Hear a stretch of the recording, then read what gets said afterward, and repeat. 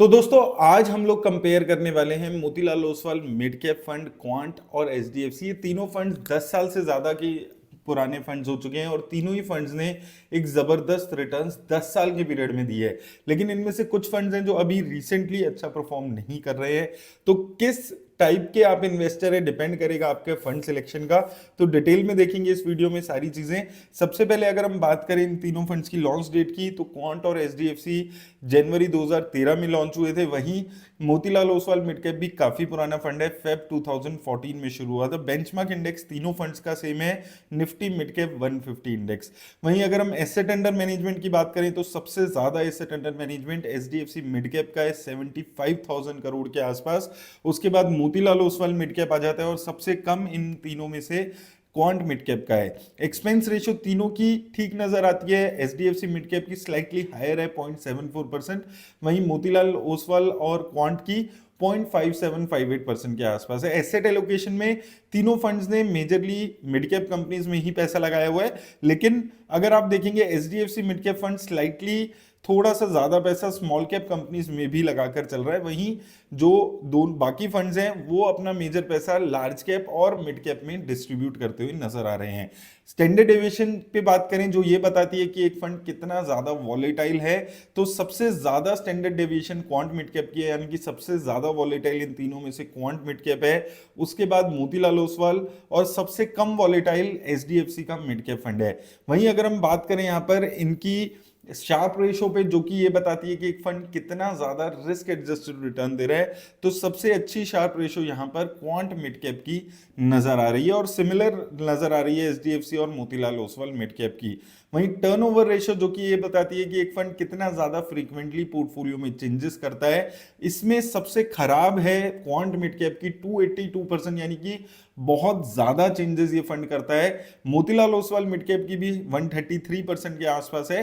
तो दोनों की हायर है, लेकिन क्वांट मिड कैप की बहुत ही ज्यादा हाई साइड पे नजर आ रही है। एचडीएफसी मिड कैप की सिर्फ 26% के, यानी कि बहुत चेंजेस नहीं करके चल रहा है एचडीएफसी मिड कैप फंड।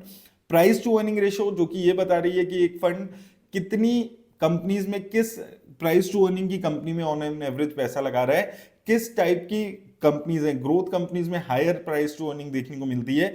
तो इस एंगल से अगर आप देखते हैं तो मोतीलाल ओसवाल मिड कैप की प्राइस टू अर्निंग 60 के आसपास है, यानी कि बहुत ज्यादा रिस्की कंपनीज में पैसा लग रहा है, बहुत ज्यादा हाई प्राइस टू अर्निंग की कंपनीज में पैसा लगा रहा है मोतीलाल ओसवाल मिड कैप, 60 की प्राइस टू अर्निंग। उसके बाद क्वांट मिड कैप, यानी कि यहां पर ग्रोथ और जो वैल्यू ओरिएंटेड दोनों कंपनीज नजर आएगी। एचडीएफसी मिड कैप की सिर्फ 27 के आसपास है, यानी कि बहुत ज्यादा हाई प्राइस टू अर्निंग वाली कंपनीज में ये फंड पैसा नहीं लगा रहा है। वहीं अगर हम इनके सेक्टर एलोकेशन पे बात कर लें तो इसमें से कंसंट्रेटेड पोर्टफोलियो सबसे ज्यादा मोतीलाल ओसवाल का देखेगा, जिसमें टॉप 4 सेक्टर में 69% के आसपास पैसा है। वहीं एचडीएफसी और क्वांट मिड कैप में लगभग 50% पैसा अपने टॉप 4 सेक्टर्स में इन्वेस्ट किया हुआ है, और सेक्टर्स भी अलग अलग आपको मेजरली इनके देखने को मिलेंगे अगर हम तीनों फंड्स की बात करते हैं। कंपनीज की अगर टॉप 10 कंपनीज की अगर हम यहां पर बात करते हैं तो यहां पर बहुत ज्यादा डिफरेंस नजर आएगा। मोतीलाल ओसवाल मिड कैप और क्वांट मिड कैप में सिमिलरली टॉप 10 कंपनीज में 70% के आसपास पैसा मिड कैप में है, मोतीलाल ओसवाल और क्वांट ने 63%, यानी कि दोनों ही फंड्स बहुत ज्यादा कंसंट्रेटेड पोर्टफोलियो बनाकर चल रहे हैं। मोतीलाल ओसवाल मिड कैप अगर आप देखेंगे 10% पैसा पॉलीकैब, कोफोर्स, कल्याण ज्वेलर्स जैसी companies, Zomato, persistent systems, Mahindra and Mahindra, तो बहुत ज्यादा हाई रिस्क लेकर चल रहा है अगर आप Motilal Oswal mid cap fund की बात करेंगे। एचडीएफसी मिड कैप में अगर आप देखेंगे तो यहां पर जो पोर्टफोलियो है वो काफी अच्छा डिस्ट्रीब्यूटेड नजर आ रहा है। टॉप 10 कंपनीज में 32% पैसा है। वहीं क्वांट मिड कैप की बात करें तो टॉप 10 कंपनीज में 63% के आसपास पैसा है। तो मोतीलाल ओसवाल और क्वांट मिड कैप लगभग कंसंट्रेटेड पोर्टफोलियो बनाकर चल रहे हैं। अब बात आती है कि क्या इन तीनों फंड्स में इन्वेस्ट हो सकती है, इन तीनों फंड्स की इनकी जो स्टॉक्स की ओवरलैपिंग है वो कैसी नजर आती है। तो तीनों ही फंड्स में अगर आप देखेंगे तो एचडीएफसी मिड कैप में 75 के आसपास कंपनीज हैं, जिसमें से 8 कंपनी क्वांट में और 8 ही कंपनी मोतीलाल ओसवाल में कॉमन है। लगभग 30% के आसपास पोर्टफोलियो कॉमन नजर आएगा। मोतीलाल ओसवाल और क्वांट में कंसंट्रेटेड पोर्टफोलियो है, 27-25 कंपनीज दोनों पोर्टफोलियोज में नजर आएंगी। और यहां पर अगर आप देखेंगे बहुत बहुत ज्यादा ओवरलैपिंग नहीं है। तो अगर आप इन तीनों में से किसी दो या इवन तीन फंड्स का कॉम्बिनेशन बनाने की सोच रहे हैं तो ओवरलैपिंग के एंगल से बहुत ज्यादा ओवरलैपिंग आपको देखने को नहीं मिलेगी।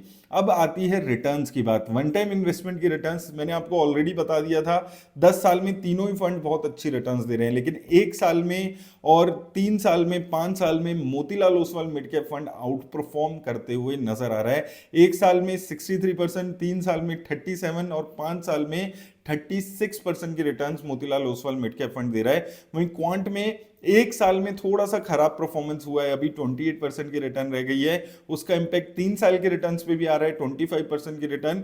हालांकि 5 साल और 10 साल में अभी भी रिटर्न्स अच्छी हैं। वहीं एचडीएफसी मिड कैप थोड़ा सा आप देखेंगे तो लोअर साइड पे कंसिस्टेंट पोर्टफोलियो रिटर्न्स हैं, 39, 29, 31% के आसपास के रिटर्न।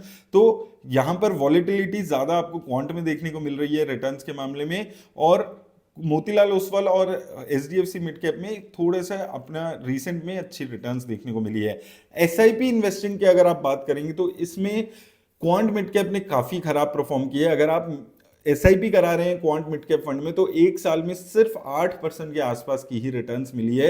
वहीं मोतीलाल ओसवाल और एचडीएफसी में एक बहुत ही ज्यादा अच्छी रिटर्न्स आपको देखने को मिली है। तो ये थोड़ा सा अभी डिफरेंस आते हुए नजर आया है। क्वांट मिड कैप में एसआईपी में काफी खराब रिटर्न्स आपको 1 साल में देखने को मिली है, सिर्फ 8% की। और यही थोड़ा सा रिस्क होता है किसी भी फंड में, अगर आप इन्वेस्ट कर रहे हैं थोड़ी सी वॉलेटिलिटी आती है और रिटर्न्स बिल्कुल खराब हो जाती है। और ये चीज अभी क्वांट मिड कैप के पोर्टफोलियो पे नजर आ रही है। Overall Motilal Oswal mid cap again out perform कर रहा है एसआईपी रिटर्न्स में भी, 44% की 5 साल में। स्पेसिफिकली पिछले 3 साल में शानदार returns Motilal Oswal mid cap fund देते हुए नजर आ रहा है। एचडीएफसी मिड कैप में भी अगर आप देखेंगे तो एक अच्छी कंसिस्टेंट रिटर्न्स आपको देखने को मिलेगी।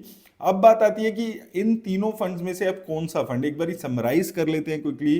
तो देखिए रिटर्न्स के मामले में क्वांट और एचडीएफसी मॉडरेट रिटर्न दे रहे हैं, मोतीलाल ओसवाल हाई रिटर्न्स दे रहा है। वॉलेटिलिटी सबसे ज्यादा क्वांट में देखने को मिल रही है स्टैंडर्ड डेविएशन के हिसाब से। और रिस्क की बात करें तो सबसे ज्यादा risk Motilal Oswal mid cap fund risk लेते हुए नजर आ रहा है।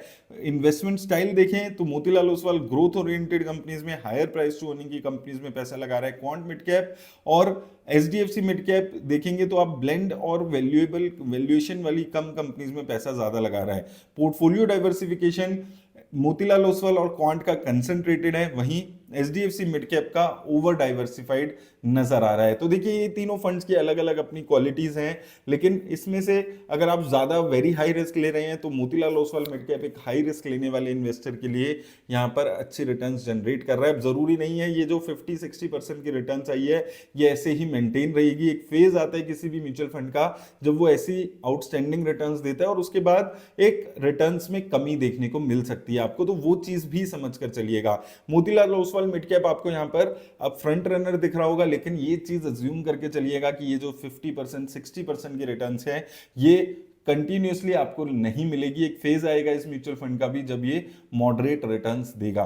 तो अपने रिस्क के हिसाब से जो भी फंड इन तीनों में से आपको ज्यादा बेटर लगता है उसमें आप इन्वेस्ट कर सकते हैं। उम्मीद करता हूं आपको इन तीनों फंड्स की कंपैरिजन में हेल्प मिलेगी इस वीडियो से। कमेंट सेक्शन में बताइएगा अगर आपको ऐसी ही वीडियो किसी और म्यूचुअल फंड्स की जाननी हो या फिर किसी और म्यूचुअल फंड का डिटेल रिव्यू चाहिए हो तो। धन्यवाद।